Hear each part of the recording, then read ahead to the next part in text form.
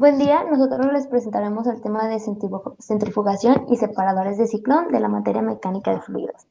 Nuestro equipo está conformado por Puebla Yolanda, Ramírez Ángela, su servidora Romero Paula y Samantha Santana.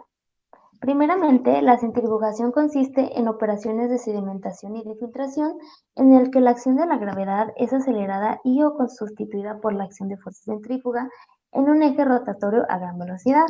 En la imagen que podemos ver aquí se ve lo que es la sangre con todos sus componentes juntos y al momento de centrifugarla, estos se separan según sus densidades. En la parte de arriba queda lo que es el plasma y plaquetas, en medio quedan los glóbulos blancos y hasta abajo los glóbulos rojos.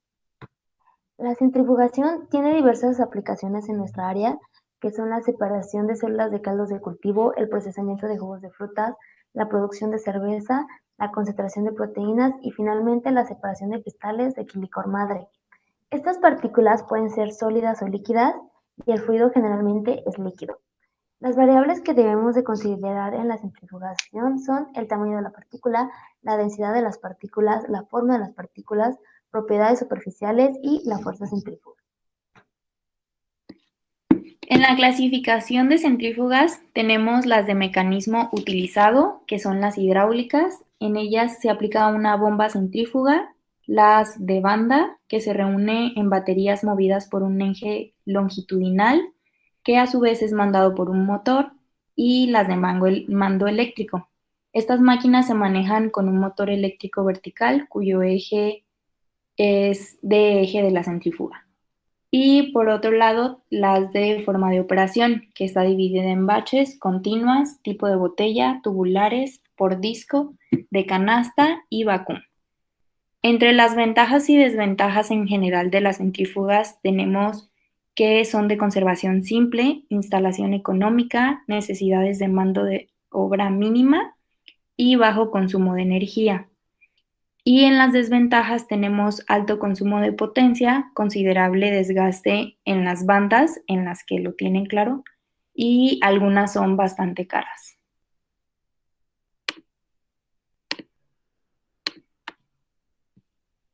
Pues bien, nosotros en esta parte les vamos a hablar un poco sobre la metodología de resolución de problemas sobre la centrifugación.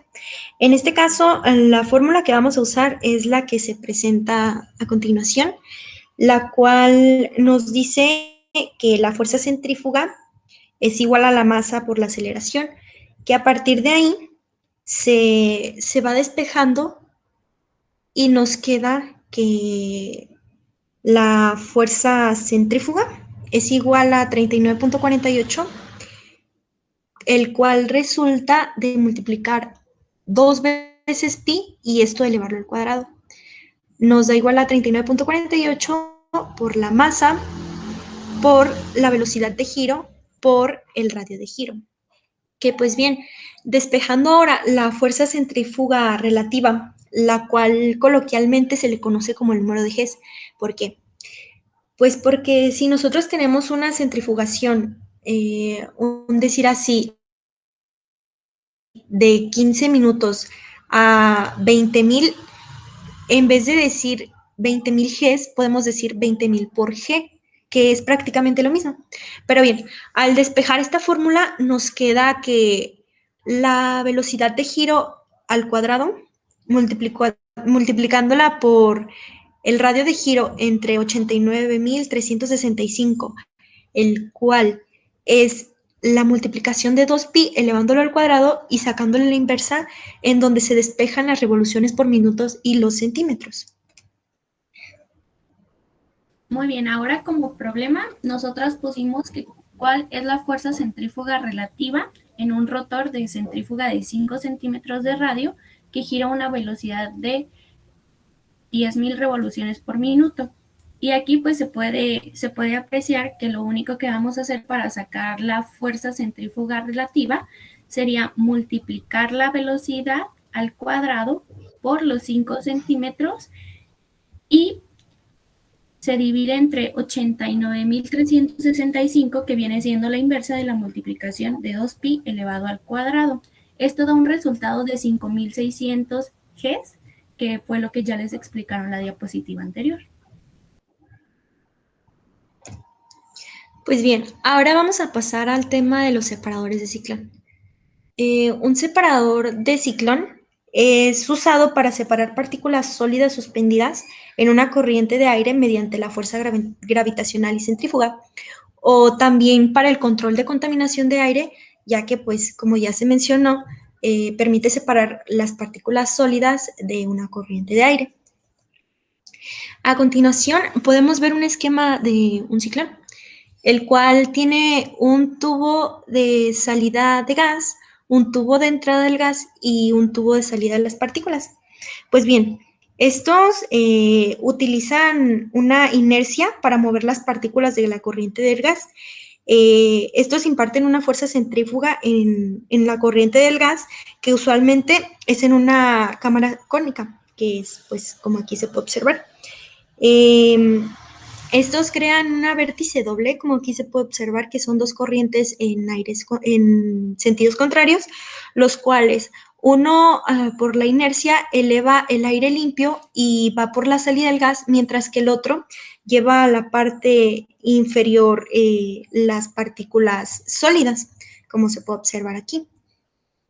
Pues bien, los separadores de ciclón se clasifican según cómo se introduzca la corriente de gas en el equipo y cómo se descargue el polvo colectado, como puede ser con entrada tangencial con descarga axial, entrada axial, descarga axial, entrada tangencial con descarga periferia y entrada axial con descarga periferia.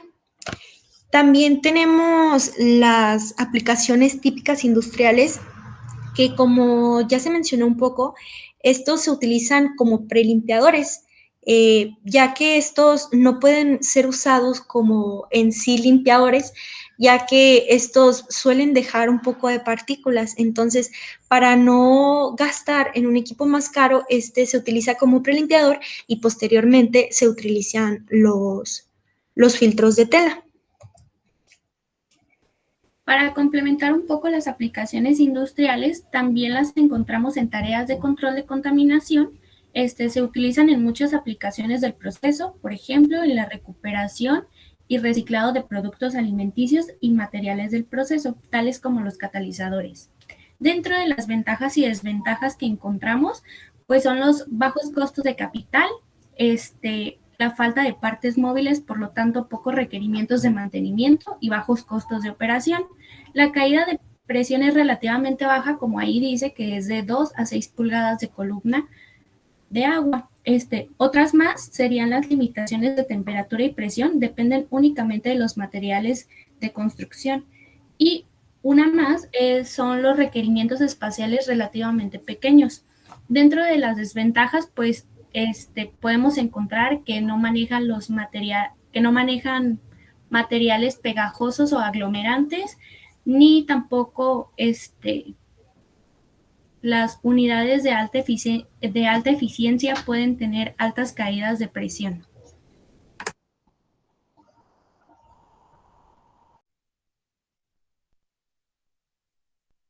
Problema 1. En este nos pide calcular el diámetro y la resistencia hidráulica de un ciclón para separar partículas de material seco a partir de aire que sale de un secador pulverizador, guiándose por los siguientes datos. El tamaño mínimo de las partículas es de 80 micras, el gasto de aire es de 2.000 kilogramos por hora y la densidad de aire es igual a 0.95 kilogramos sobre metro cúbico. Primeramente, para capturar las partículas de 80 micras, se escogió un ciclón tipo BHIS, y estas son las fórmulas a considerar. Primeramente tenemos el diámetro, que es igual al gasto del aire sobre 0.785, este dato ya venía con la fórmula, por la densidad del gas, por la velocidad centrífuga, todo elevado al 0.5. Después tenemos lo que es la caída de presión de entrada y salida sobre la densidad del gas, que es igual al número de Euler por la velocidad centrífuga al cuadrado sobre 2. Igual, debido al tipo de ciclón que escogimos, tenemos que el número de Euler es igual a 160 y que el delta P sobre la densidad del gas es igual a 740. Y finalmente, con esta fórmula vamos a calcular la resistencia hidráulica, que es igual al número de Euler por velocidad centrífuga al cuadrado por la densidad del gas entre 2. De la ecuación pasada, despejamos lo que es la velocidad centrífuga, despejamos y obtenemos, bueno, calculamos y obtenemos que es igual a 3.04 metros sobre segundo. Anteriormente nos habían dado la densidad del aire, que es igual a la densidad del gas, lo que nos da que es igual a 0.95 kilogramos sobre metro cúbico. Después calculamos el diámetro, sustituimos los valores y obtenemos que es igual a 0.495 metros, lo que podremos redondearlo a 0.5 metros y resolvemos la primera incógnita del problema. Y finalmente, para la resistencia hidráulica, obtenemos que esta es igual a 703 pascales, lo que es igual a 72 milímetros de mercurio. Problema 2. Tenemos que un ciclón de 0.6 metros de diámetro y 1.5 metros de longitud tiene una entrada circular de 95 milímetros de diámetro y una salida del mismo tamaño. Si el gas entra a 1.8 metros sobre segundo, ¿para qué tamaño de diámetro se efectuará el corte teórico?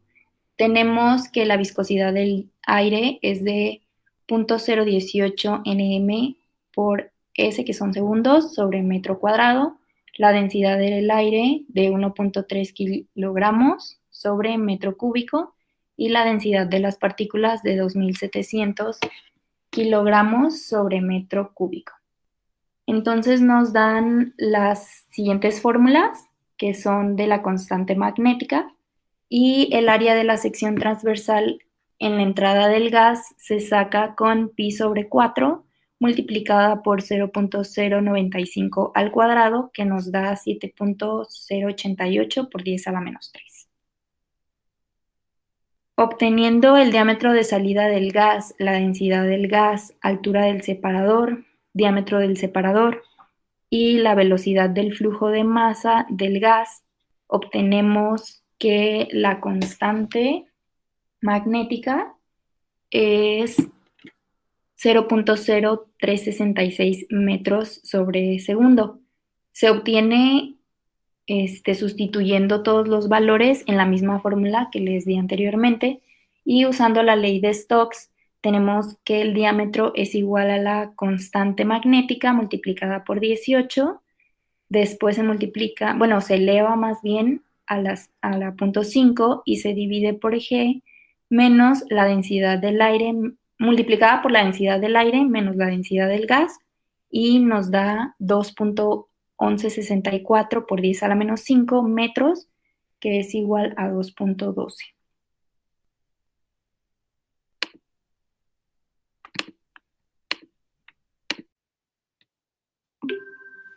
Y por nuestra parte es todo. Esta es nuestra bibliografía.